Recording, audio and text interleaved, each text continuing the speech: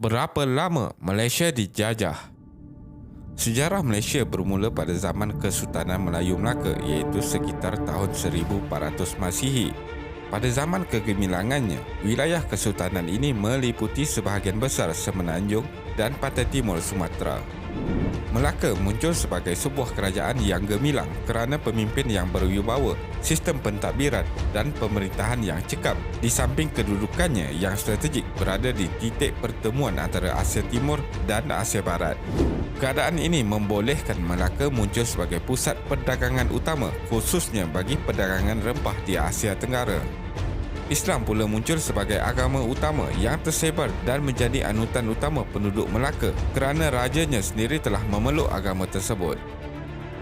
Pada tahun 1511, Melaka jatuh ke tangan Portugis dan bermula dari tahun inilah Tanah Melayu berada dalam era penjajahan.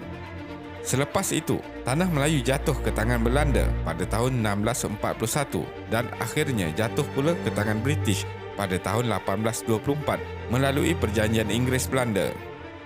British telah campur tangan dalam semua urusan pentadbiran Tanah Melayu yang sebelum ini diuruskan oleh Raja-Raja Melayu dengan bantuan pembesar-pembesar negeri. Campur tangan British ini telah menimbulkan rasa tidak puas hati dalam kalangan penduduk tempatan.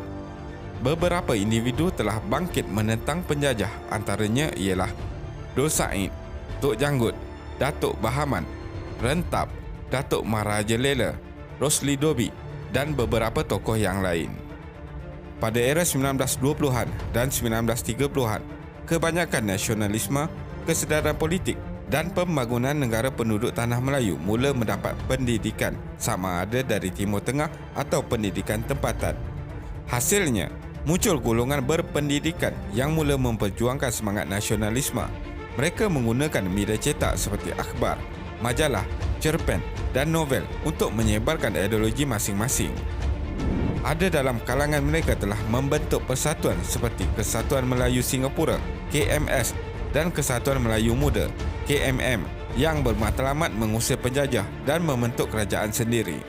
Kemarahan tentera Jepun ke Tanah Melayu pada 8 Disember 1941 hingga 15 Februari 1942 menandakan bermulanya satu lagi era penjajahan di Tanah Melayu. Walau bagaimanapun, Jepun yang menduduki Tanah Melayu sehingga tahun 1945 menyerahkanlah ekoran pengemboman bom atom ke atas Hiroshima dan Nagasaki. Pengunduran Jepun telah memberi ruang kepada Parti Komunis Malaya (PKM) untuk menguasai Tanah Melayu. PKM telah melancarkan serangan menguasai Tanah Melayu melalui kekerasan, iaitu pembunuhan 3 orang pengurus ladang getah Eropah di Sungai Siput, Perak. Lantaran itu, pada bulan Jun 1948, Sir Edward John telah mengisytiharkan darurat di seluruh Tanah Melayu. PKM telah berjaya menakhluki Tanah Melayu dan British kembali berkuasa. Pada 1 April 1946, British menubuhkan Malayan Union. Walau bagaimanapun, gagasan ini mendapat tentangan daripada orang Melayu kerana penghapusan institusi diraja dan hak keistimewaan orang-orang Melayu.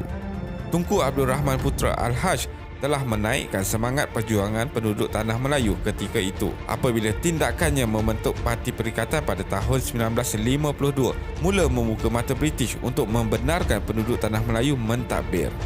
Perpaduan antara 3 kaum utama iaitu Melayu, Cina dan India telah menampakkan hasil apabila Perjanjian London yang ditandatangani pada 8 Februari 1956 telah memberi petanda bahawa Persekutuan Tanah Melayu akan merdeka pada 31 Ogos 1957.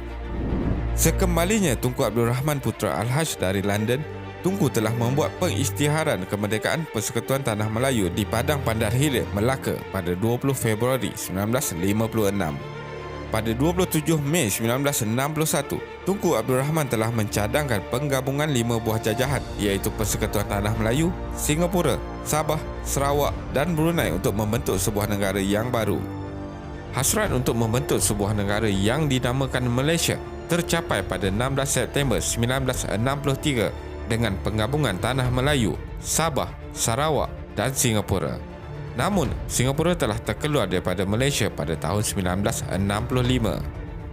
Secara kesimpulannya, Tanah Melayu dari Kesultanan Melayu Melaka telah dijajah selama hampir 446 tahun oleh Portugis, Belanda, British dan Jepun.